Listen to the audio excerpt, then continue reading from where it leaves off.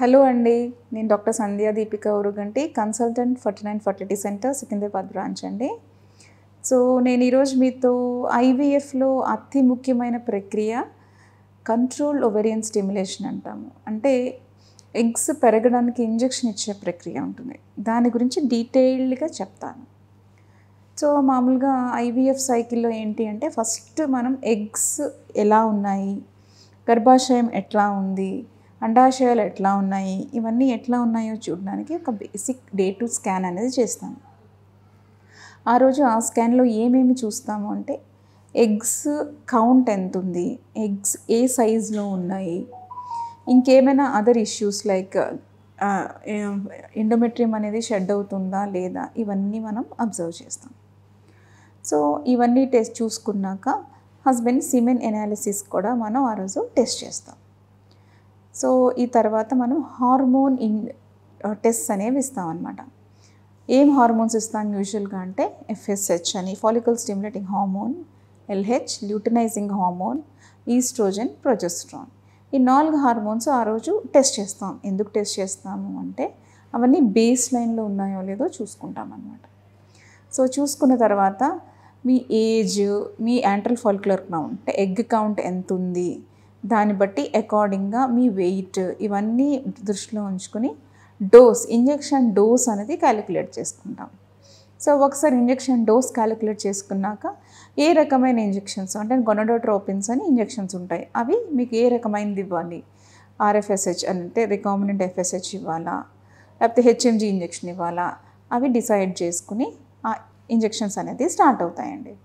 First 3 days injections ఉంటాయి. 4th day మళ్ళీ స్కాన్కి రమ్మంటాం. ఎందుకు ఈ స్కాన్కి రావాలి అంటే అసలు మనం ఇంజెక్షన్స్ ఇచ్చిన తర్వాత ఆ ఇంజెక్షన్కి ఎగ్ అనేది గ్రో అవుతుందా లేదా అని చూసుకోవడానికి ఒకసారి పిలుస్తాం. వన్స్ గ్రోత్ స్టార్ట్ అయింది అంటే ఇంజెక్షన్స్ కంటిన్యూ చేయడము, డోస్ అడ్జస్ట్ చేయడం అనేది చేస్తాం. మళ్ళీ ఈ ఫాలిక్ ఎగ్స్ అవి గ్రో అవుతూ ఉంటాయి కదా, ఒక్కసారి ఎగ్ అనేది ఒక 12 to 14 mm సైజ్కి వచ్చాక ఒక 3rd ఇంజెక్షన్ అనేది యాడ్ చేయాలి. ఈ ఇంజెక్షన్ ఎందుకు యాడ్ చేయాలి అంటే ఈ ఎగ్స్ అనేవి గ్రో అయ్యి ప్రీమెచ్యూర్గానే మనలో రిలీజ్ అయిపోకుండా ఆపడానికి ఈ ఇంజెక్షన్ అనేది ఇస్తాం. సో ఇంజెక్షన్ ఇచ్చిన 3rd చాలా ఇంపార్టెంట్ ఇంజెక్షన్ ఇది. అండ్ ఇది సేమ్ టైంలో తీసుకోవాలి ఐడియల్గా. ఈరోజు ఏ టైంలో తీసుకున్నామో రేపు అదే టైంలో తీసుకోవాల్సి వస్తుంది. సో అలా తీసుకుంటే కనుక ఎగ్స్ అనేవి రిలీజ్ అవ్వకుండా ఉండి మనం ఇచ్చిన ఇంజెక్షన్స్కి ప్రాపర్గా గ్రో అవుతూ ఉంటాయి అన్నమాట. సో ఇలాగ ఎవ్రీ ఆల్టర్నేట్ డే స్కాన్కి రావాల్సి ఉంటుంది. ఇంజెక్షన్స్ అనేవి డైలీ తీసుకోవాల్సి ఉంటుంది.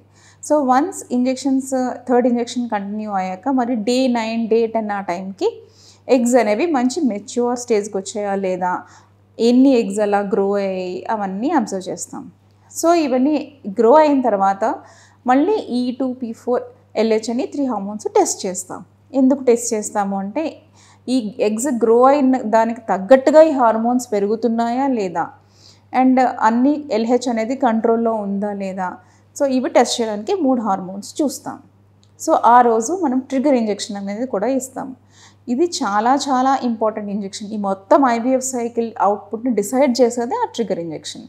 సో అది ఎలా ఇస్తాము అంటే యూజువల్గా నైట్ ఇంజెక్షన్స్ ఇస్తాం. ఎందుకంటే 35 ట్రిగర్ ఇచ్చిన 35 hours తర్వాత పికప్ చేయాల్సి ఉంటుంది.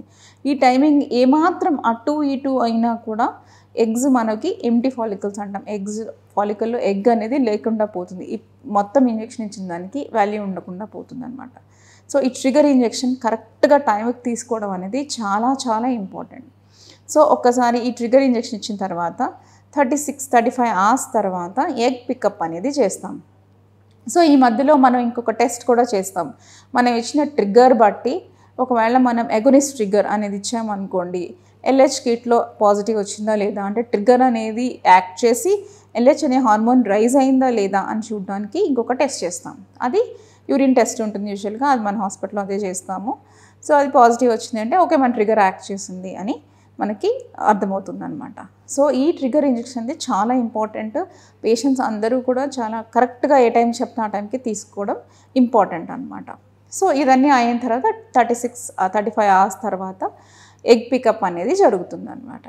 So this is the process of controlled ovarian stimulation. అంటే పీరియడ్ వచ్చిన 2వ రోజు నుంచి ఎగ్ పికప్ వరకు జరిగే ఈ ప్రక్రియ అనమాట. Thank you.